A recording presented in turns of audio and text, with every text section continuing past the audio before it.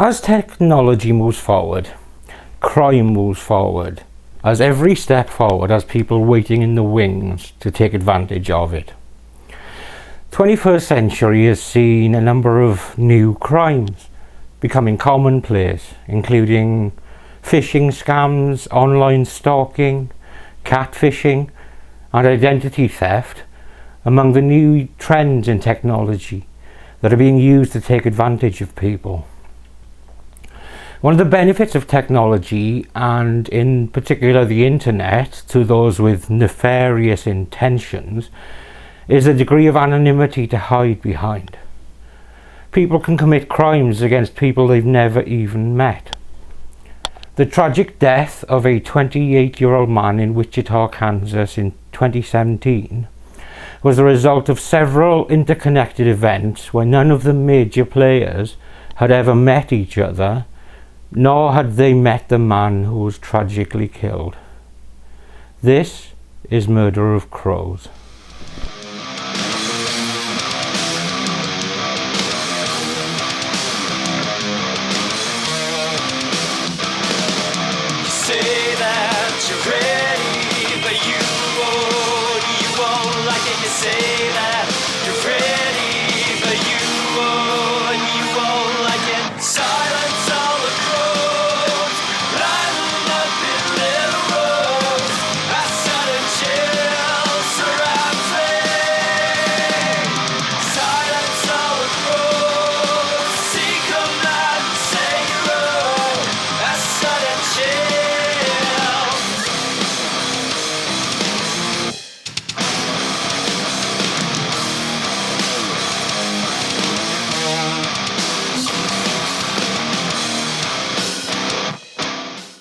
Technology is constantly evolving and moving forward, and alongside it, gaming, especially online gaming, has become big business.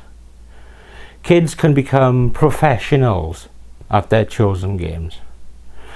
They can stream online to hundreds or even thousands of people and otherwise make a living without ever having to leave their homes.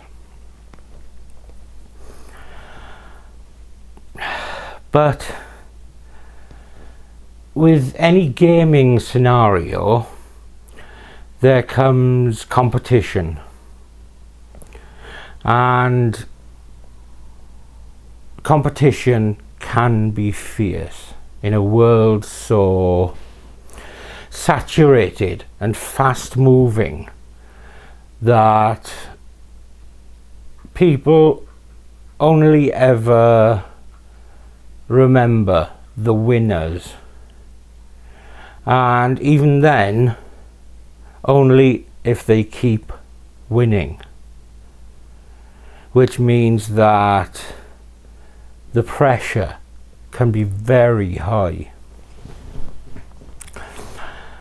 But alongside this, there has been a rise in bending or breaking rules in order to try and get a competitive edge.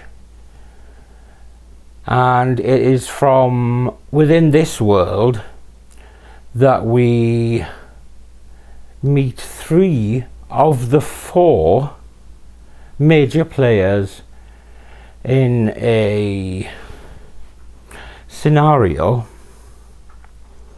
that ended with the death of an innocent father of 2 from Wichita in Kansas.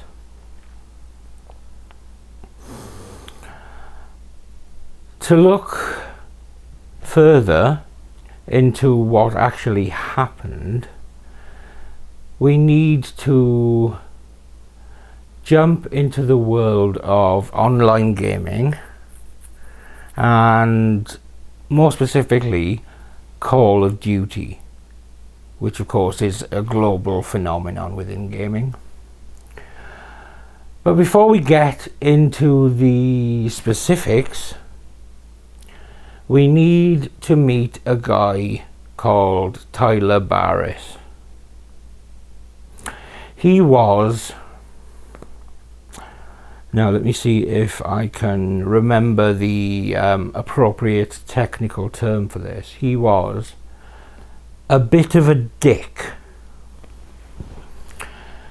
Tyler was from Chatsworth in Los Angeles, where he was raised by his grandmother, and he would spend most of his time playing Halo. You know, back in the day when Halo was the latest big thing and was considered a very cool thing to do. So, although he played an awful lot of Halo, it wasn't strictly his gaming that led him to developing a reputation. So to understand why Barris was becoming probably infamous, I guess, we need to look at the very 21st century phenomenon of swatting. I'm not talking about flies here. Or is it just me that thinks that way? I don't know. So swatting is by and large a harassment measure designed to cause maximum disruption to somebody. And this is done by calling in a false emergency at the home of the desired target with the aim of getting a SWAT team dispatched to the target address, hence the name swatting. And you know, this term swatting was first used by the FBI as early as 2008, and it became such a widespread thing that it was actually added to the dictionary in 2015. The phenomenon has become linked with gaming and online streaming in the last 10 years due to the increase in being able to see it happen in real time on people's live streams on various platforms like Twitch. And swatting was increasingly being used by gamers to either actively disrupt other gamers who were gaming online at the time the swatting got called in and actioned, or it is used to escalate petty squabbles that have moved on from calling in fake pizza orders or calling the target and asking if IP Freely is there, or even Michael Hunt, whose friends call him Mike. Now, one of the go-to guys within the field of swatting and setting up these SWAT attacks, if you like, was Tyler Barris. And he even went by the online alias of Swatistic. Such was his pride in his ability to fool authorities into believing his emergency scenarios and reacting accordingly. And he would absolutely love the attention he would get from bragging about this, mainly on Twitter. By 2017, he had perpetrated many bomb threats, swattings, and other fraud and mischief events. In fact, he had already served 16 months in jail, and his grandmother had got tired of all the fallout from all of this stuff, so she actually ended up getting a restraining order against him, meaning he was effectively homeless and living in a hostel by 2017. But this didn't change his focus, it just changed the way he had to do things. So by 2017, when he was homeless, he would get online access by visiting the public library. Now we move back into the gaming world and into the world of Call of Duty, and more specifically the World War II incarnation of the franchise. Now, two of the avid players of the online tournaments that were being run at this time were two young kids called Casey Viner and Shane Gaskill. And it was the latter of whom, Shane Gaskill, who actually lived in Wichita, Kansas, which is what eventually leads our tenuous thread of knock-on events to the city of Wichita.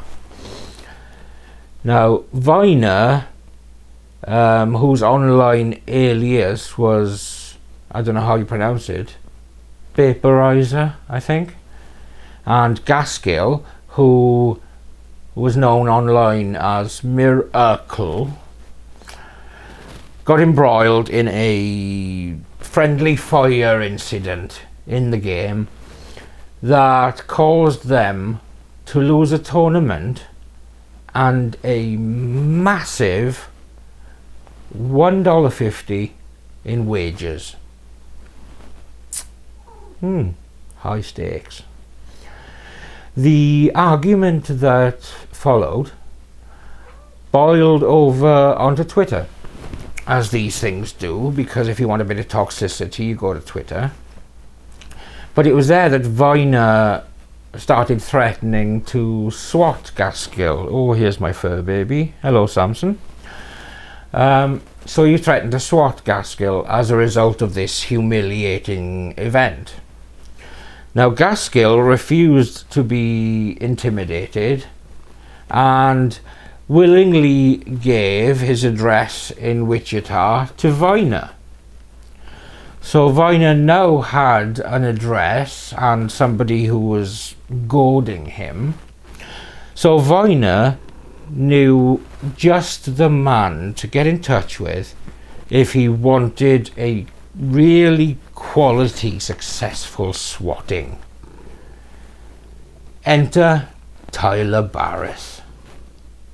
So at this point we have 3 of the 4 major players currently involved in the ongoing saga, if you like,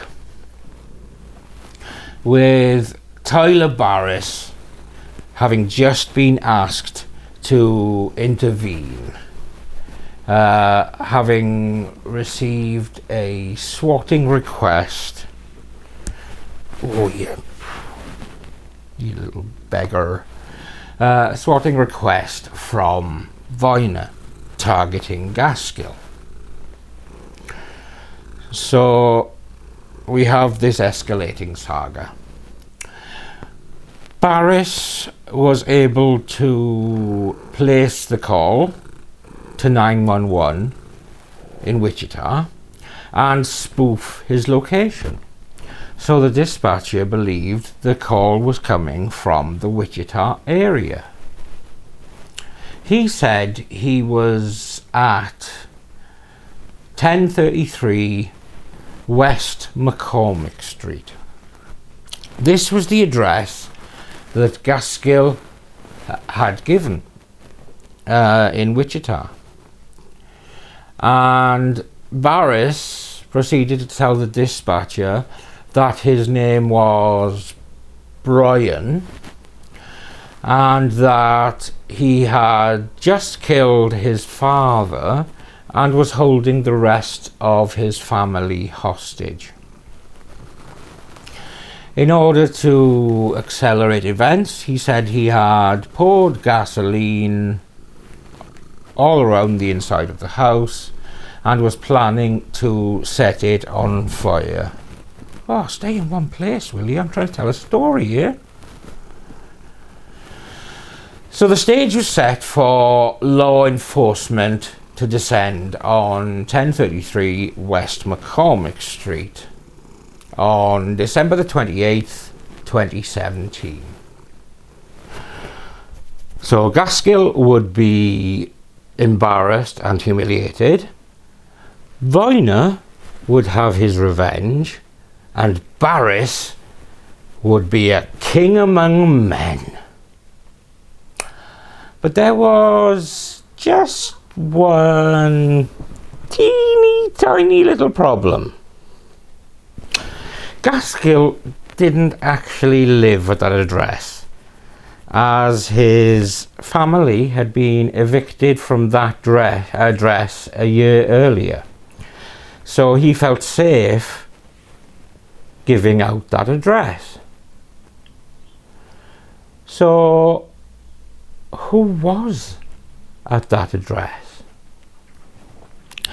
Well, here we need to meet a man called Andrew Finch and his family. Andrew Finch was a 28-year-old father of two, and on the night of December the 28th, 2017, he was at home with his family, which included his mother and also his niece, Adelina, who was 18 at the time.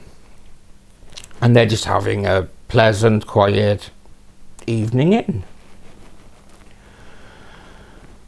At this point, I imagine that by now you've worked out that home for Andrew was 1033 West McCormick Street in Wichita. I'm sure you can see where this is going now. Following Tyler Barris's call to the authorities, law enforcement sprang into action, and a SWAT team, as well as regular law enforcement, surrounded the property at 1033 West McCormick Street. Things have escalated a bit, haven't they? So they've surrounded the property, while inside the property, Andrew Finch saw reflections of lights all around outside, and he wondered what was going on. So he decided to just pop outside and have a look, have an investigate, see what's going on. But as soon as he stepped outside, he received a very loud verbal warning to raise his hands. Somewhat dazed and a bit confused, he began to comply, and then hesitated, as surprise events sometimes give us want to do. At this point, when he hesitated, a police officer across the street fired a single round, which pierced Andrew's heart and right lung, and he fell to the ground.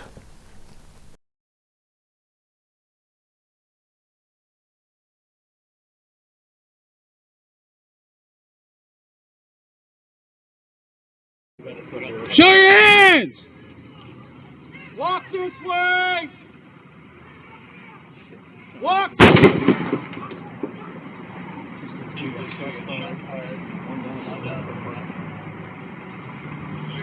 Shots fired. Front door's opening. Show your hands! Walk this way! Walk!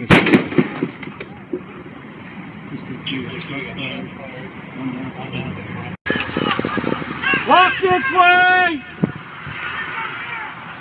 Walk!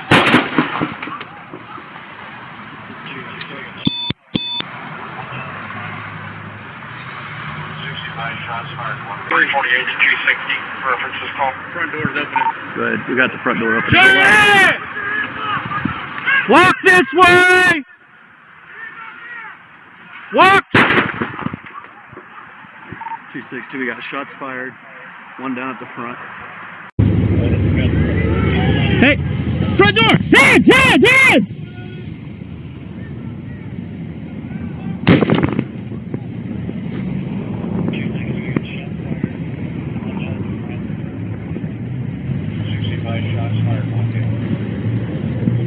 He's right there, he's right there. Yeah, we got the right crossfire. The police then handcuffed the rest of the family who were in the home, who had to either step around or over Andrew's prone body on the ground, who still had not received any medical attention. And while the family were taken to the police station to be questioned, Andrew was eventually taken to Ascension Via Christi St. Francis, where he was pronounced dead just 17 minutes after he was shot. Now, it was Wichita police officer Justin Rapp who fired the fatal shot, stating at the time that he believed Finch had a gun and was preparing to raise it. So, as the result of a $1.50 online bet and a series of bravado-induced events, a 28-year-old man who was unknown to any of the parties involved was killed.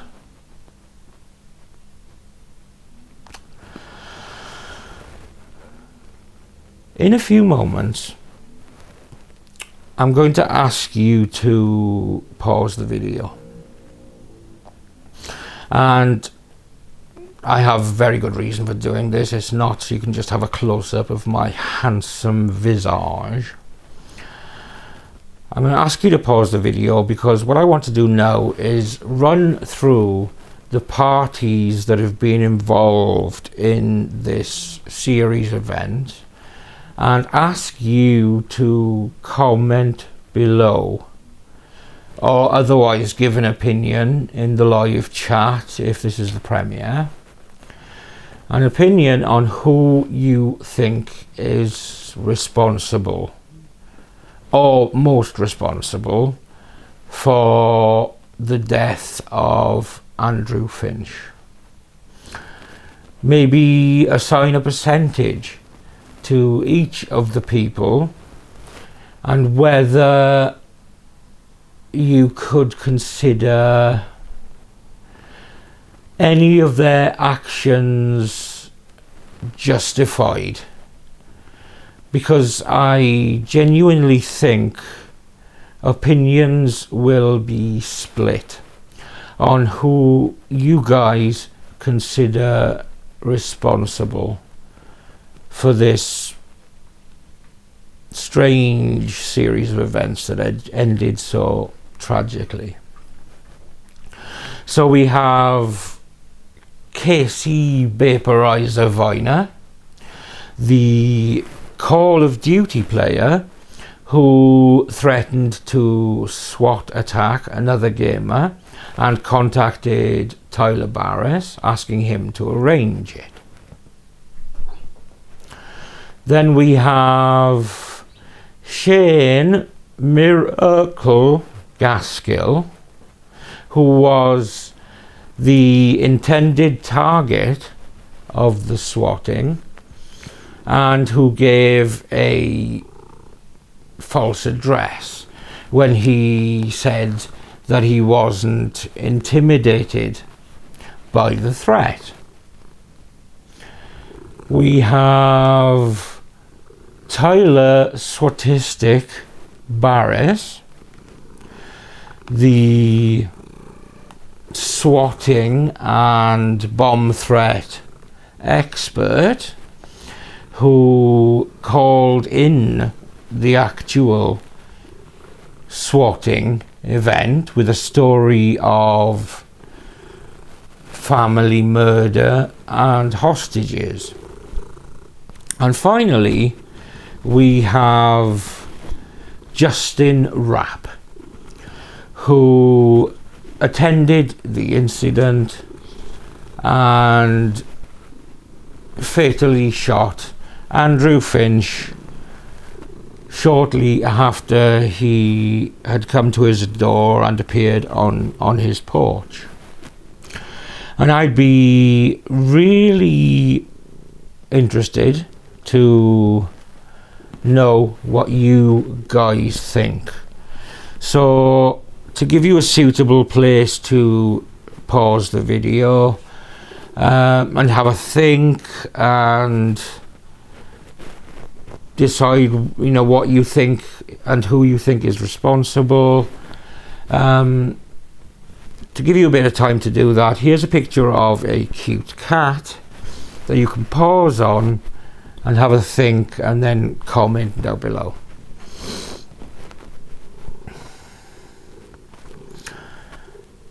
Rather unsurprisingly, there was something of an outcry after this event happened.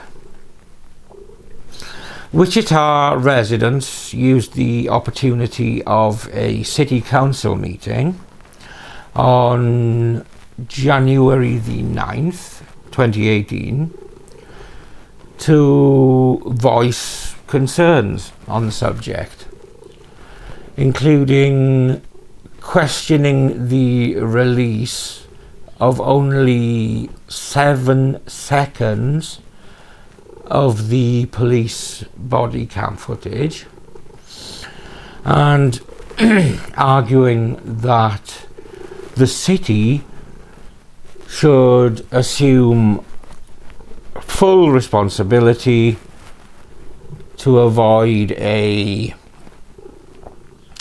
lengthy struggle by the Finch family for some semblance of justice. The council did not comment directly, but did indicate a willingness to consider training procedures at a later time. Seriously? Guy's just been killed.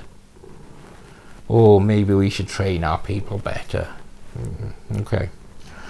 Well, Andrew Finch's mother, who had been in the home when the incident happened, asked why the police officer who killed her son had not at that time been identified. And she asked also why the family had been handcuffed,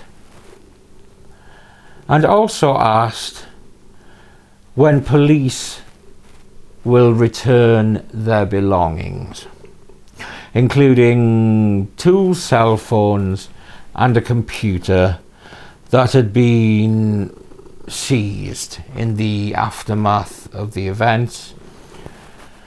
And the Finch family attorney, Andrew Stroth, also called for the city of Wichita itself, the police department, and the officer involved in the shooting to be held liable for the unjustified shooting of Andrew Finch.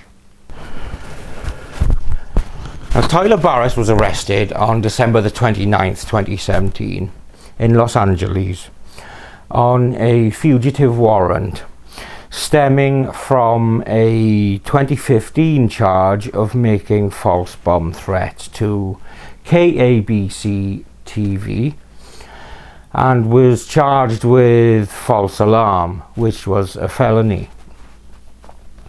On January the 12th, 2018, Tyler Barris was extradited to Kansas, where he was charged with involuntary manslaughter for the death of Andrew Finch, and was held in Sedgwick County Jail. On May the 23rd, Barris, Viner and Gaskill were all indicted on charges related to the swatting. Tyler Barris was additionally charged with false information and hoaxes, cyber stalking resulting in death, making threats of death or damage to property by fire, interstate threat, conspiracy to make false reports, and wire fraud. Casey Viner was charged with wire fraud, conspiracy to make false or hoax reports, obstruction of justice, and conspiracy to obstruct justice. And Shane Gaskill was charged with obstruction of justice, wire fraud, and conspiracy to obstruct justice.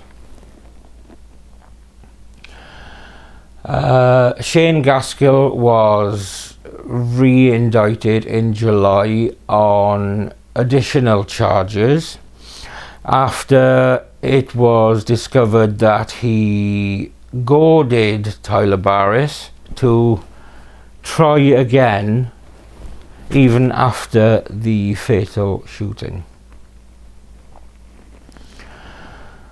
Now, on October the 26th, 2018, 46 additional charges against Tyler Barris were added, which included financial fraud and false threats of bombs and shootings made to police and also to schools.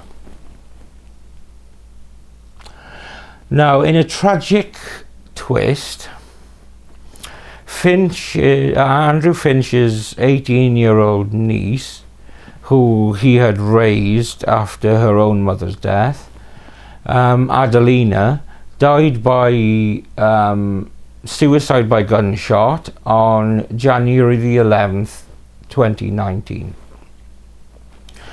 Adelina was raised by Lisa, who was Andrew's mother, and Andrew Finch after her own mother had died. Now, she was just 18 at the time of the swatting incident, and she actually witnessed her uncle's death. Lisa Finch directly blames Adelina's death on the death of her uncle in the swatting incident. As if that wasn't tragic enough, Adelina's boyfriend, J.C. Arnold, was the one who found her body, and he also took his own life shortly after Adelina's death. Just gets worse. Tyler Barris's sentencing was held on March the 29th, 2019. He received 90 months imprisonment for the California charges and 150 months for the Kansas charges, to be served consecutively. Thank Christ for that. I hate the word concurrent when it applies to criminal sentences. He is scheduled to be released from USP Tucson on January the 14th, 2035. In April 2019, Viner pled guilty to conspiracy and obstruction of justice and was sentenced in the September to a 15-month prison sentence, in addition to 2 further years of probation, during which time, which would break his heart, I'm sure, during which time he would be banned from playing video games. Now, Viner was actually released from custody at USP Big Sandy. I don't know who she is, but she sounds scary. On November the 14th, 2020. Shane Gaskell pled guilty to 1 count of wire fraud in May 2022 and was sentenced to 18 months in prison in the September of 2022. Officer Justin Rapp was not charged with any crime and was promoted to detective in June of 2022. Now, in response to the fatal shooting of Andrew Finch, the Kansas State Legislature approved a bill in March of 2018 to establish creating a false alarm resulting in injury or death as a Class 1 felony, which would carry a prison sentence between 10 and 41 years. You're a fuss pot today, ain't you? The bill was signed into law by Governor Jeff Collier on April the 12th. The Andrew T. Finch Memorial Act of 2018 was introduced into the U.S. House of Representatives by Representative Ron Estes in March of 2018. This bill was also known as the Preventing Swatting and Protecting Our Communities Act of 2018, and this act would make providing false information with the intent to cause an emergency response punishable by up to 5 years imprisonment, up to 20 years imprisonment if serious injury results, and up to undetermined life imprisonment if the act results in death. Now, this bill was referred to the House Subcommittee on Crime, Terrorism, Homeland Security and Investigations, but was never taken up for a vote and actually died in committee.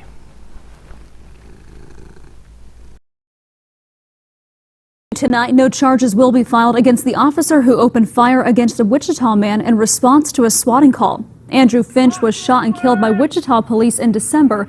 Officers were led to believe someone inside had killed their mother and was holding others hostage. That phone call turned out to be a hoax.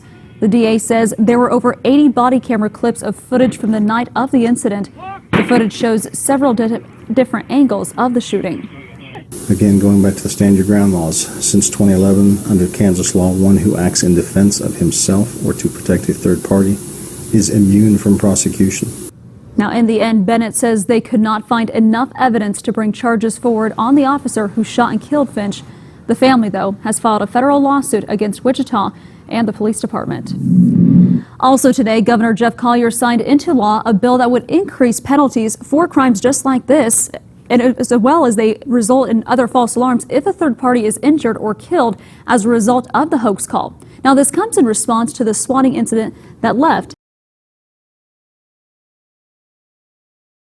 All right, and we are covering breaking news at this hour. The city of Wichita has just approved a $5 million settlement to the family of Andrew Finch, the man who was shot and killed by Wichita police in a swatting incident. This was back in 2017. We're looking into the details and the settlement. We'll have more information on ksn.com and tonight at 4. And that, ladies and gentlemen, is pretty much where we're at in terms of this rather complex and convoluted case, and the fallout from it up to right in here and now, really. The family of Andrew Finch have been active online, and there is a Justice for Andrew Finch Facebook page that I will link in the description. That's down there somewhere. So this clearly is a matter of a 21st century crime leading to the death of an innocent 28-year-old man, and arguably also an 18-year-old girl and her boyfriend a year later. Who was responsible? Is it degrees of responsibility? Were the sentences handed out correct? Who do you think was most to blame? Let me know in the comments down below, and let's have a respectful debate where we're allowed to have different opinions without being douches. Whatever your opinions, we are left with a person killed who had no relation to the situation which started this chain of events. And further, a girl for whom her uncle's death seemed to be a major factor in her taking her own life a year later, and her boyfriend who found her body taking his own life shortly afterwards. Taking everything together, it's an absolutely unforeseeable tragedy that started with a petty argument over a $1.50 bet. This video is dedicated to all of those involved and all of those who were touched by the tragedy. Andrew Finch was well loved and will be greatly missed, as will Adelina and also J.C. Arnold. Thank you for watching another episode of Murder of Crows. I'm Steve. This is Samson. And we'll see you when we see you. Won't we?